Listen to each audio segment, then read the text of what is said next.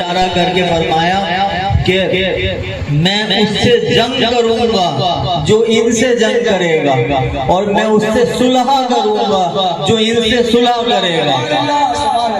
میں اس سے جنگ کروں گا جو ان سے جنگ کرے گا، اور میں اس سے صلح کروں گا جو ان سے صلح کرے گا۔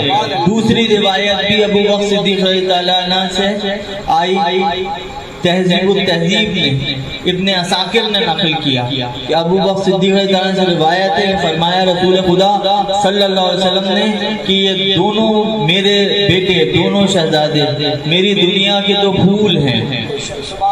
اور حذیفہ بن یمان کون ہیں؟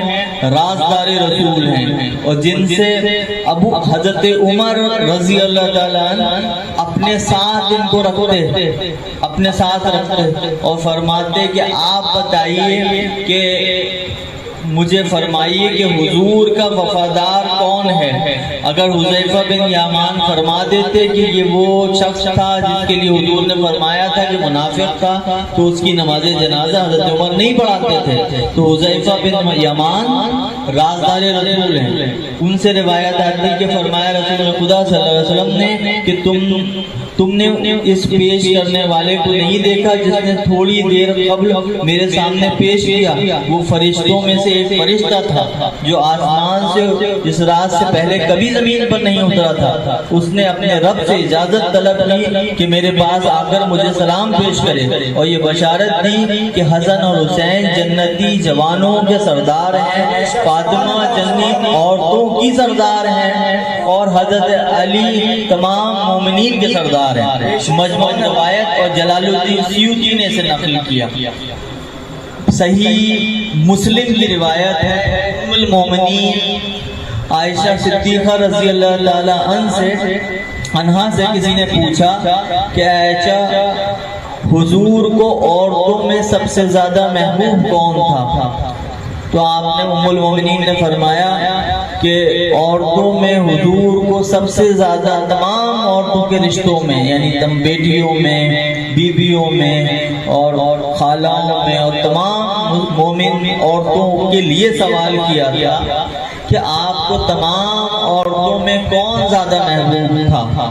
تو فرمایا کہ حضور سرکار دو عالم کو عورتوں میں سب سے زیادہ محبوب ترین حضرت فاطمہ الزہرا سلام اللہ علیہا۔ اور صحیح مسلم کی اسی روایت کا دوسرا حصہ ہے کہ پوچھا کہ حضور کو مردوں میں سب سے زیادہ پسند کون تھا؟ فرمایا کہ مردوں میں سب سے زیادہ علی ابن ابی طالب حضور کو محبوب تھے، مرغوب تھے، سب سے زیادہ پسند تھے۔ اور یہ کون کہہ رہا ہے؟ ام المومنین عائشہ صدیقہ رضی اللہ تعالیٰ عنہ۔ اب ایمان سے اہل بیت کا تعلق کیا ہے وہ میں عرض کرتا ہوں۔ حضرت عباس حضور کے چچا تھے۔ حضور نے 40 سال کے بعد جب اعلان نبوت فرمایا تو تمام قریشی، قبیلہ قریش کے لوگ بنی ہاشم کا، حضور کے خاندان کا بائیکاٹ کرنے لگے۔ جب کوئی شخص حضور کے خاندان کا آتا تو اس کے سامنے بات چیت بند کر دیتے اور اپنی رازدارانہ باتیں قریشی قبیلے کے تمام 5000 افراد میں ابو جہل، ابو لہب اور ان کے قبیلے کے خاص لوگ ہاشمیوں کا، حضور کے خاندان کا بائیکاٹ کرنے لگے۔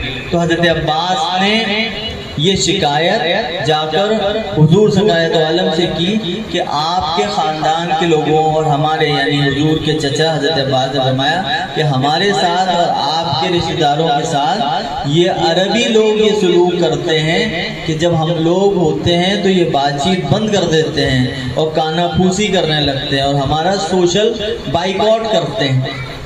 تو جب حضور کے گوش گزار یہ بات حضرت عباس نے کی تو حضور منبر پر تشریف لائے۔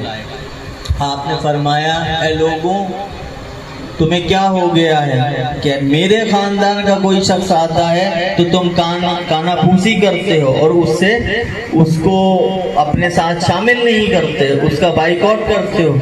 تو حضور نے تنبیہ کے ساتھ یہ بات فرمائی اور فرمایا کہ اس شخص کے دل میں ایمان داخل نہیں ہو سکتا جو اللہ کی وجہ سے مجھ سے محبت کرے اور میری وجہ سے میرے اہل بیت سے محبت کرے۔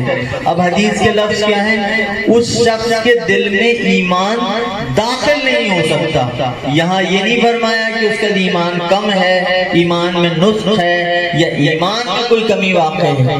یہ ابن ماجہ نے اور حاکم نے مستدرک میں روایت کی یہ حدیث حضرت عباس سے روایت ہے، اور فرمایا کہ اس شخص کے دل میں ایمان داخل ہی نہیں ہوتا، وہ شخص ایمان والا ہوتا ہی نہیں ہے، ایمان کی شروعات ہی نہیں ہوتی جب تک وہ اللہ کی وجہ سے مجھ سے، نبی اکرم صلی اللہ علیہ وسلم فرما رہے ہیں، مجھ سے محبت نہ کرے اور میری نسبت کی وجہ سے میرے اہل بیت سے محبت نہ کرے۔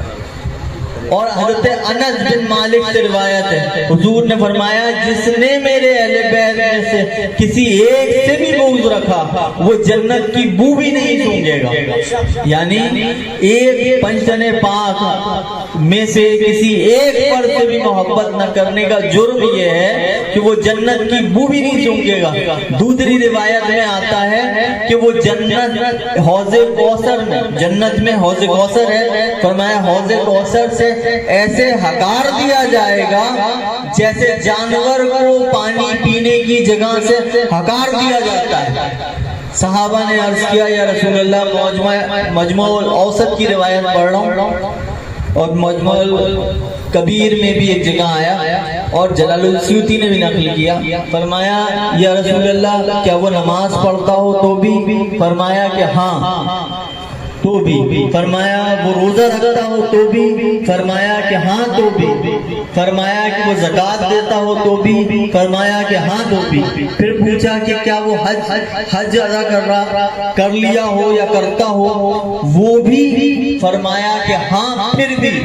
تو صحابہ نے عرض کیا کہ حضور ایسا کیوں ہے؟ یہ وہ صبر کان ہے نا، یہ وہ صبر کان ہے جس کے لیے حضور نے جنت کی بشارت